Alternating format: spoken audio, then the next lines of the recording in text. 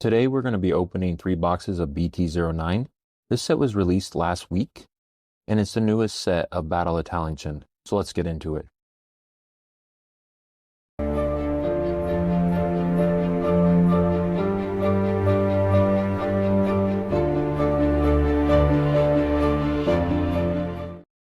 This is the newest set release from Battle of Talingchan, and it is one that I would say has some of the most controversy surrounding it, at least from my experience since I started playing the game.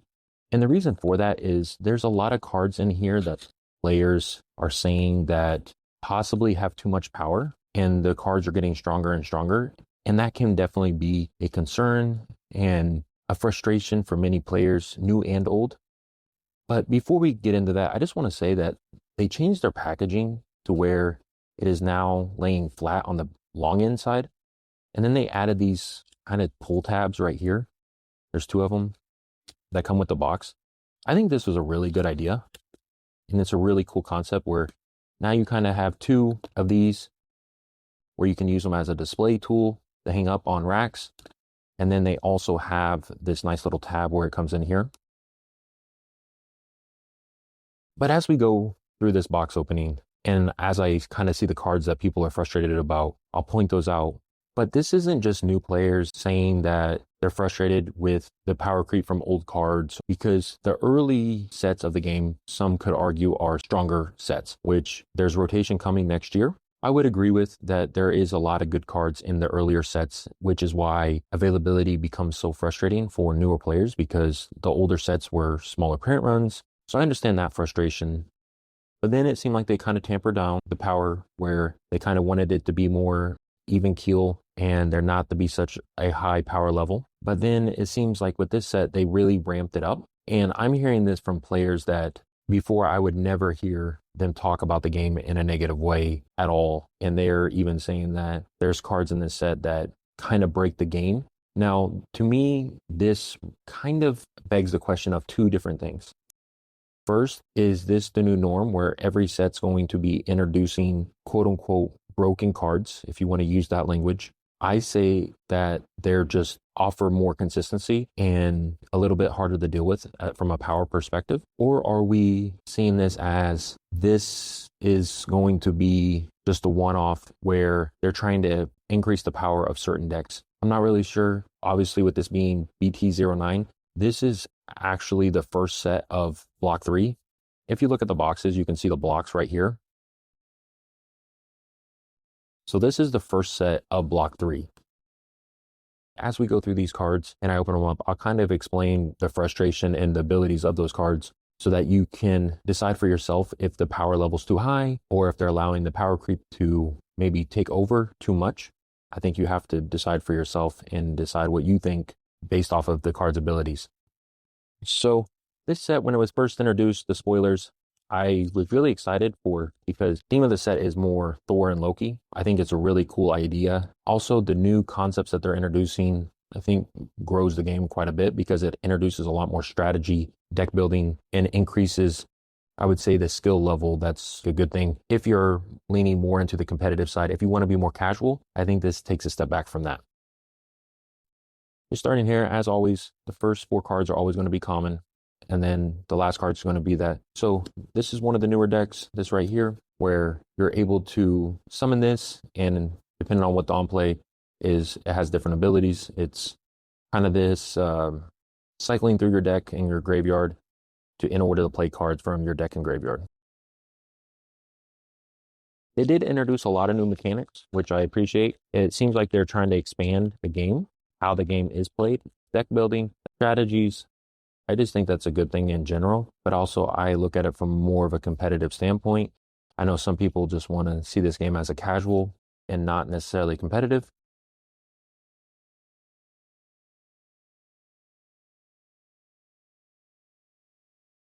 Again, the artwork is just, in my opinion, just some of the best. I really enjoy the artwork. I think that they do a really good job with the artwork.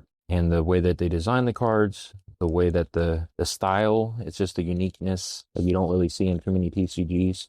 And the artwork is one of the reasons why I think that this has such a, I don't want to say cult following, but there is a strong following for people that just want to see the art and have the cards for the artwork pieces.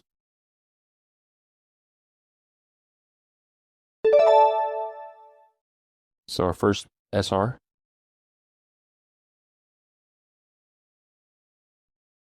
They did introduce a new game zone with this set, and that play zone is the exile. So that's going to be interesting where now you have kind of a graveyard, you have your deck, and then you also have this exiled. So interesting concept to see what direction they're going to go. Now, some people are upset about this particular card right here because the ability essentially says that if your avatar is being attacked, you're able to then tap one of your other giant avatars and then add its power to that particular avatar. And some people say that gives an unfair advantage. I think that honestly, here's Thor's hammer. As I said, it's kind of Thor and Loki, mythological kind of style themed. For me personally, I think that that just adds more strategy because if you attack with it, then you can't add the power. So now it forces you to, okay, if I leave this, if I don't attack with this, if I leave it untapped, then that kind of makes your opponent have to think about, okay, if they play this as a reactive, I may not be able to destroy this. And then on top of that, it allows for you to maybe use your cards even if you're not attacking. Because sometimes in this game, it's best not to attack. That attacking is actually advantageous to what you're trying to do. Or because of the life and players being able to get an advantage with those life cards, you may not want to give your opponent an advantage by attacking and them getting to use their life card to get something, an advantage the next turn. So because of that, sometimes here's one of the new concepts as well, just the pause, where they're adding this as kind of like a weapon, kind of the comic book theme style, like superhero, and then this is the weapon to the superhero. Now this card right here is the first UR, and this helps out the snowman deck.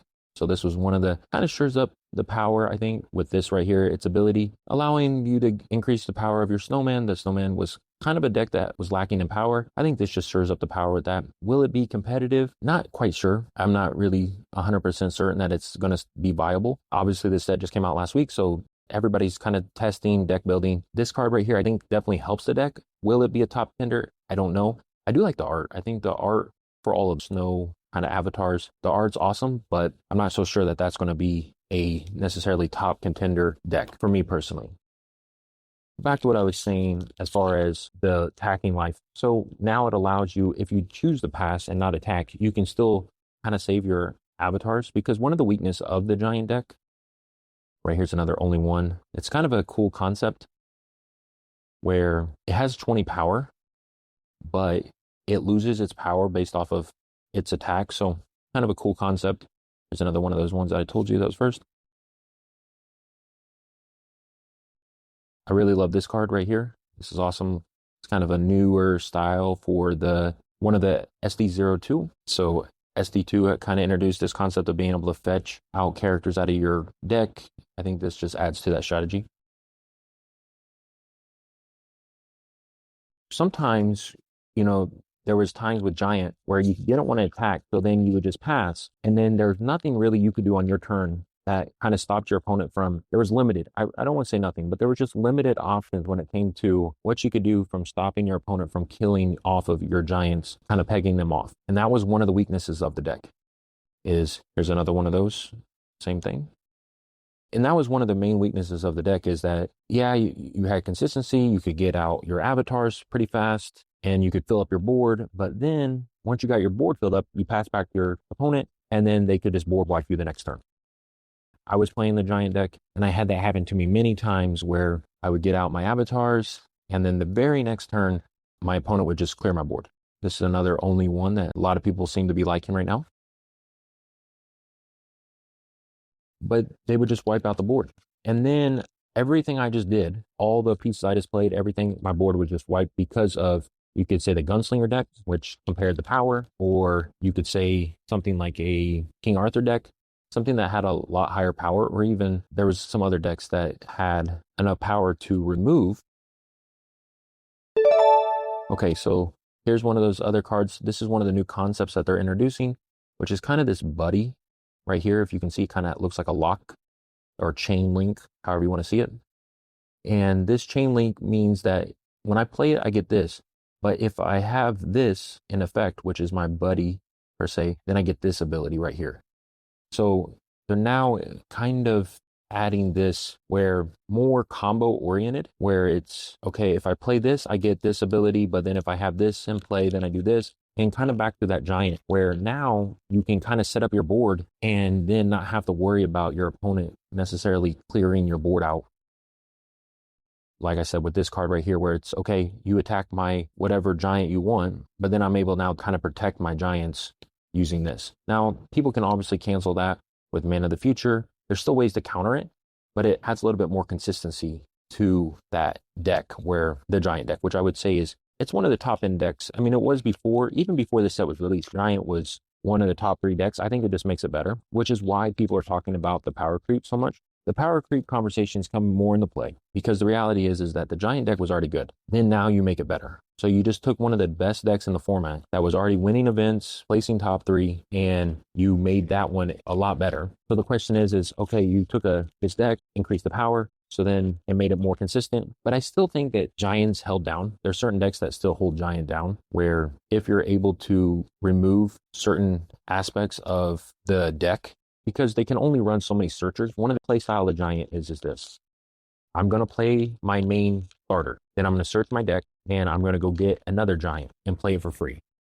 And then I may find another card that I can then search. So it's all about searching the deck and using your deck and cards on plays to then summon cards out of your graveyard. So it's a constant kind of balance between summoning cards out of your deck, to summoning cards out of your graveyard, and kind of doing resource management. Because if you just go straight aggro and you just keep summoning cards out of you're going to run out of cards in your deck, this search. So then you're not going to be able to search for it. And this is, like I said, kind of one of those buddy spells that help you get that.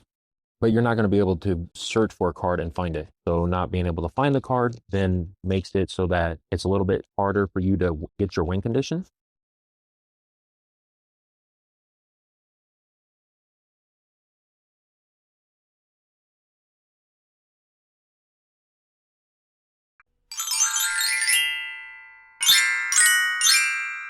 This card right here is a new card with the set, and this is introducing new mechanics. I think that's something that's really interesting about this particular TCG. It's where every set introduces new mechanics, but they also try to offer support the older play styles and decks.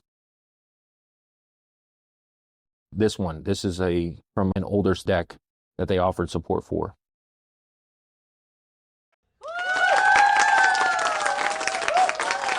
Wow. And this is something that they just did with this set. So this is a new kind of collaboration that they're doing.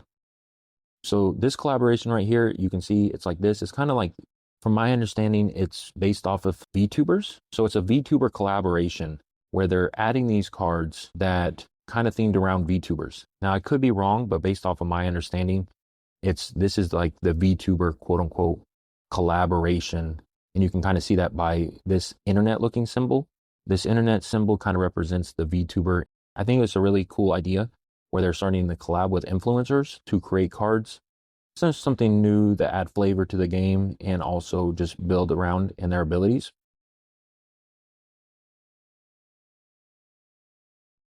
While they offer support for these different decks, they also kind of try to tamper with the other kind of key styles. So they offer support, but then they try to also decrease.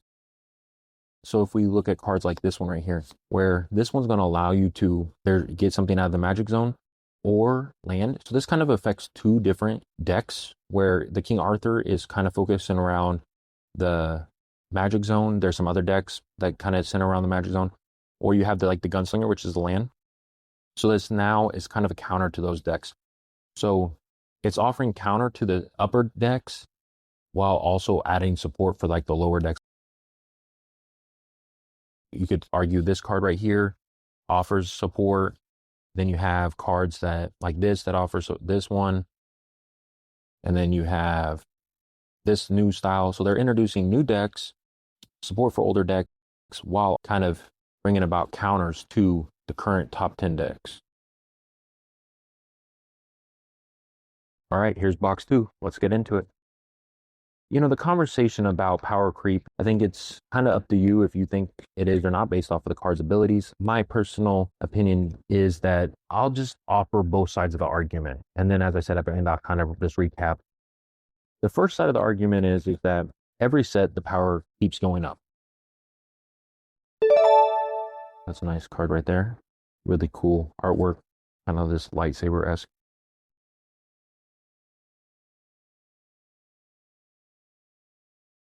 Some players would prefer to keep this game more casual. So if you keep on increasing the power level and you keep on adding cards that are allowing for the power to increase and the strategies and the depth of the game to also increase with that power level. Here's Loki right here. As I said, kind of the Thor and Loki. So here's their version or interpretation of Loki. Really cool. I love this particular artwork. Then what it does is it makes it harder to keep the game casual for those players that want the game to stay casual. So if we're constantly increasing the power level of the cards and we're making them more consistent, more complicated, more complex, then we're not able to keep it at a level where it's just casual and fun. Because you have to have a deeper understanding of the strategy of the game and have a deeper knowledge base to be able to contend with some of the upper index because they're just too consistent and the power level's too high for you not to. That's one side of it. The other side of it is the people that want it, the power level to increase, and they want it to be more competitive and it's more serious TCG. They're on the side of this is great, that if something is out of control, they do try to keep the ban and restrictive list quite active. But at the same time, they try to keep everything keep the ecosystem where maybe for a month or two, the game will have certain cards that are really good in a combination that's breaking the fold of the meta, but then they'll decrease the power on it and then it will make space for a new deck to be risen up. So the ban list is always they bring out the ban list kind of updates and then it changes the meta. Now, some people like that, some people don't. I get both sides of that argument as well. The competitive players are saying, hey, if we want this game to keep to evolve and keep growing, we have to allow for the strategies to keep diversifying so that it doesn't become stale.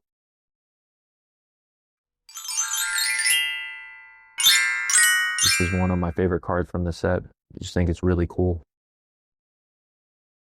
I see it. If you're a casual player and the game that you've known that, and this has been primarily a casual game, if you've been primarily a casual player and then now they're introducing more complexity to the game and adding more power level, then it could be frustrating. That could be a frustration for you.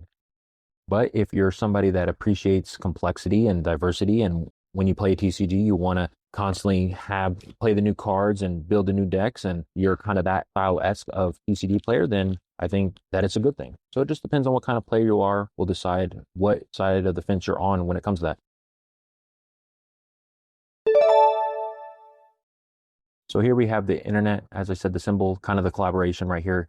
This symbol right here means collaboration, the collaboration with the internet and the VTubers as a whole right here. So that's what I was speaking about earlier with the collaboration and the internet.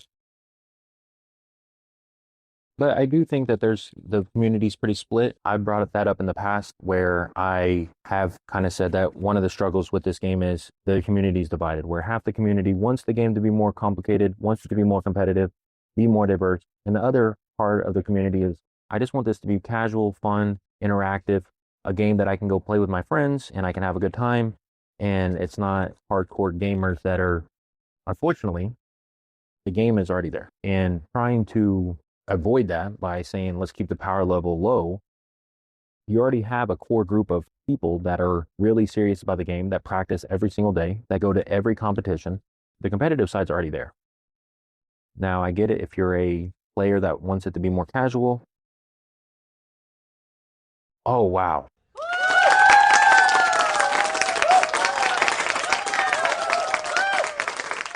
Wow. This artwork is absolutely amazing. Wow. I personally like this style.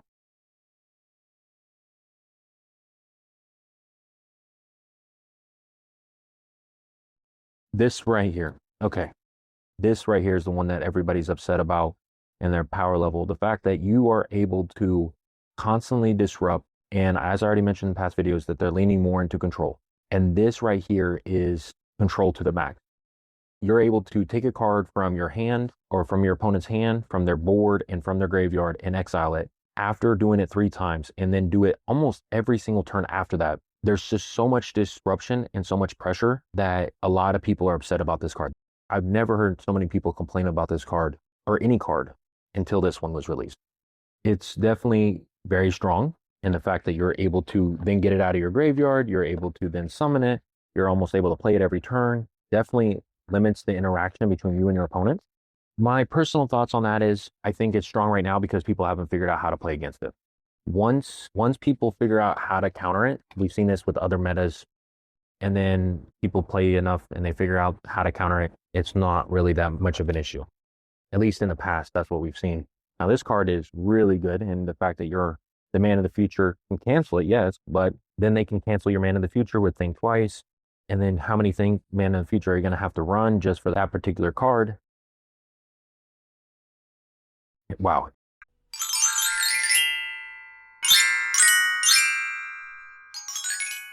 This Giants, as I already mentioned, kind of once you got stuff out on the board, it was limited in interaction, and then they could wipe out your board. Well, now if they kill one of your Giants, you play this, you destroy one of their avatars, and then you're able to summon this out of your hand for free. That's pretty strong. Being able to play this card for free out of your hand when they destroy a Giant, and then destroy one of theirs, and then also on when your battle phase right here, your Giants get +2 attack. So it just shores up Giant, which now because of this card and this card, because of these 2 cards, the Magician and the Giant deck are the 2 top decks. 2 cards have now made these decks tier 1. Some people don't like that idea of how 1 card can be introduced and completely shift the meta. And I think that both of those decks were already really good, but then they just got more support for the cards that maybe they were lacking. But I'll leave it up to you what your opinion is. If you think, like I said, you're able to exile 1 card for 3 turns, and then after exiling 3 cards 3 different times, you then can do it every turn after that. So when I played against this, turn 3, they got exiled 3 cards in a row. And then on turn 4, they got it out, exiled my avatar, graveyard, hand. And then, which really hurts like decks like Gunslinger, or you could say like King Arthur, or decks that rely on one singular card engine. Singular card engine decks are now going to be really hit by that effect because they get rid of the 1 card that you need, which is that 1 singular engine, which I think makes it so that now you have to play more diverse decks than just relying on 1 card engine decks. Okay, as we go into opening this last box, I would just like to talk about my personal thoughts about this particular set, what I like and what I don't like. And then we're going to recap what the hits were, as always, and then just talk about the value of buying boxes versus singles. So when it comes to this particular set, as I already said, I like the theme. I think the kind of Thor, Loki, some of the cards that they introduced, while some people say increase the power level quite a bit, I think that they do, but as I already kind of mentioned, I think that that will get figured out. And then with the ban and restriction list, I'm anticipating quite a heavy ban and restriction list. I could be wrong with that, but I just think we've had quite a bit of time to play with most of the cards from CC02. You now add BT09, maybe BT08. I do think that the ban and restriction list this time will be quite hefty. I could be wrong, but I do think that there has to be some changes simply to diversify things a little bit. Now, as I said, I don't know for sure, but if I had a guess, one would think that they would change some things up. Some of the decks, their engines are quite strong if in their current states, or maybe unrestrict some things. So open some things up, but then as well as maybe tamper some things down. But my personal thoughts on this set is it's a really good set. Now, this is coming from somebody that enjoys competitive TCGs. So I like when the game is competitive. I like when the competition is stiff and it's not easy to win, because I think that rewards winning, right? But I'm not necessarily a casual player just to play the game, just to have fun, and don't really care about winning and play meme decks. That's just not who I am. So just tailor that opinion with that perspective of knowing I like competitive TCGs. I think that this set's really good. I really, really like the mechanics. I like that they added that new play zone to allow for there to be more diversity in this play styles. I also like that they changed some of the rules and they're fine tuning, kind of working out some of the things that before that were a little bit confusing. They're kind of clarifying those things. I think overall, this set to me is like I said, it's the first of Block 3, and it kind of set the pace and really made me excited for the future of the game personally, because I'm seeing the direction that they're going. They're trying to introduce control instead of it just being aggro. They're trying to have counters to the top decks while also increasing some of the off meta decks, making them more meta viable. Oh, wow.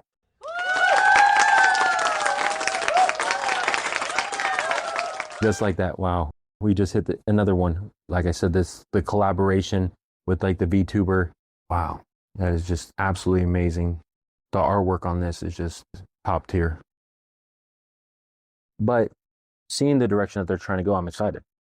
My only hope is that the casual players do not get so overwhelmed, or the people that are trying to get into the game, either or, you could say casual or newer, however you want to put it, get overwhelmed and then decide that the game is too overly complicated to where they can't still enjoy the game or get into the game. I think that's been one of the main kind of frustrations for a lot of people, is that they wanted to get in the game, but accessibility was the problem. They've now addressed that because they are now having larger print runs. They're reprinting older product to allow for more to get into the market, so it drives down some of those prices. Now, I understand that some of the cards they haven't reprinted. They're also not very accessible. I don't know what the answer is. If it's just at this point, I'm not sure what they're going to do about that, because some people are saying just wait till rotation, but rotation's not till January of next year. So for the next 11 months, you're going to have to play kind of second tier decks in order to be competitive, or are you going to just upfront the money to be able to pay for those kind of top tier decks? Speaking of top tier decks, this one, I do think that this deck right here is going to be competitive. This is one of the decks that off meta deck some people were trying to play, but it didn't have quite enough in its regiment to be able to be competitive at a top tier level. This card right here makes this deck way more viable. It had power, it just didn't have necessarily consistency. This now allows for those pieces to kind of be added to complete the puzzle per se. And I think this is going to be one of the decks. And so it was off meta, and then now this set releases, and this is one of the better decks. In my opinion, that's one of the better decks. So I'm going to get this cleaned up, and then after that, we'll recap, and I'll kind of just talk about the value of opening boxes versus singles. So I got this all sleeved up now. Kind of wanted to go through what we got. I did open one box off stream. I usually get 4 boxes of every set. So this kind of just shows you what to anticipate with getting 4 boxes. But we got a pretty good combination of cards, kind of variety. And then of course we got these cards right here. And then this is the one that I opened, as I said, off stream. So the question is it worth it to open boxes or buy singles? And I think it depends on what kind of player you want to be, and also where you plan to purchase them from. If you are just a casual player that's going to play one particular deck and that's all you plan to play, then buying singles is probably the best choice. If you're maybe a casual player that wants alternate arts, then maybe opening some boxes to get your play sets of commons and get some alternate arts might be an okay choice to go, depending on what kind of situation you're in financially. This is just my own personal opinion. I'm not financially advising you in any capacity. But if you're a competitive player, then I think buying the boxes is worth it if you don't have easily accessibility to the URs and SRs. I think this set's just overall is a great set. I like the introduction of the new mechanics, and I'm excited for the future. This really has excited me to see what they bring out in BT10. But that's all I got for you guys today. Thanks for watching.